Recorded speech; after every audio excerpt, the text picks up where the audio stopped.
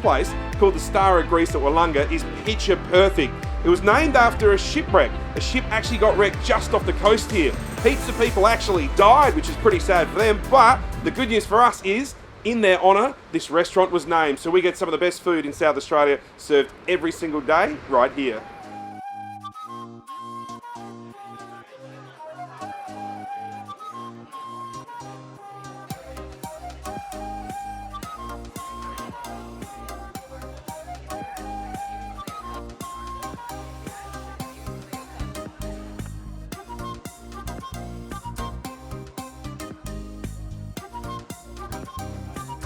This is a beautiful restaurant that's located on the cliff tops of Port Wollonga, and it's absolutely one of South Australia's little gems, this beach. So we're just above the cliff top, looking down, looking north, beautiful views of the sea. It's absolutely gorgeous place. Well, look, there's no doubt being this close to the sea that seafood is really, really popular here. King George whiting is probably the most famous dish that we sell, particularly for interstate and overseas guests, but also it's unbelievable quality. We also get the squid, and they're from the waters just outside, so it's absolutely beautiful and fresh here.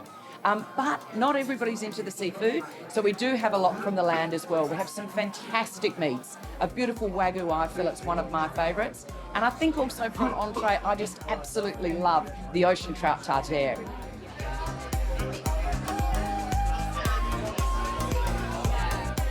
So lots of people think of the Star of Greece and Port Wollonga as being a great place to come during summer, and that is true. People everywhere, and it's great in the warm weather. But I absolutely love this place. When it's cold and wintry outside, the surf is just robust, and it's really, really active in terms of the weather outside, and you're cozy inside having a great meal and a glass of wine. I think it's really pretty good during winter just as much as summer. So I think the other thing about the Star of Greece, lots of people think this is a high-end fine dining restaurant, but we have something for everyone. We've got great kids' meals, we've got affordable pricing, it's really approachable, it's not so much the fancy food these days, it's a really great place to bring your family, and as we say, we think you've got a really good package of food that's price sensitive to everybody's needs.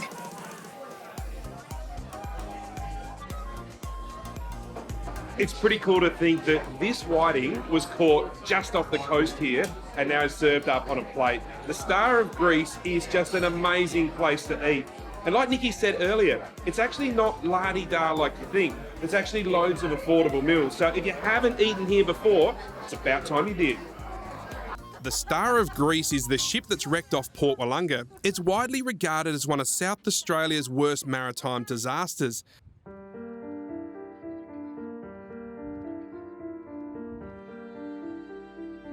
A three-mast ship of 1,227 tonnes, which was built back in 1868, left London on March the 17th, loaded with a 22-tonne gun for the purpose of defending the fort at Glenelg.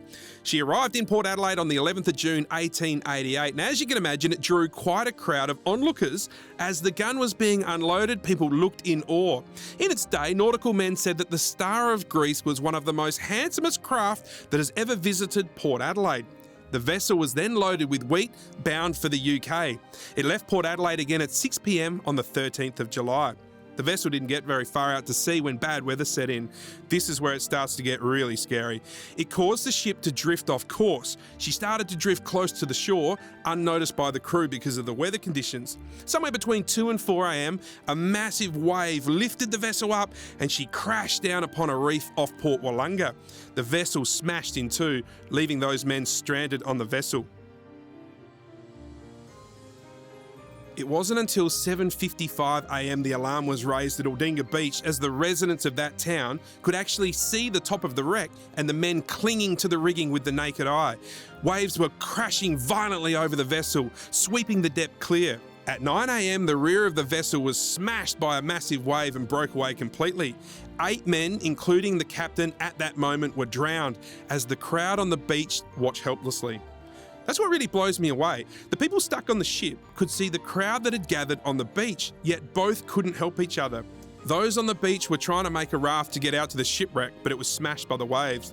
Some men on the boat took a chance and jumped into the water. Most of them drowned, but some of them did actually make it to the shore, where the crowd of onlookers pulled them to safety. Of the 28 crew, 17 men were lost and only 11 survived. I often think of those that died in this ocean on this beautiful part of South Australian coastline, and I think of the hundreds of people standing on the beach helplessly watching 17 men drown. That would have been super tough.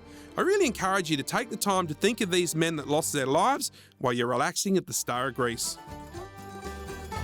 Sam Horsey with Causey.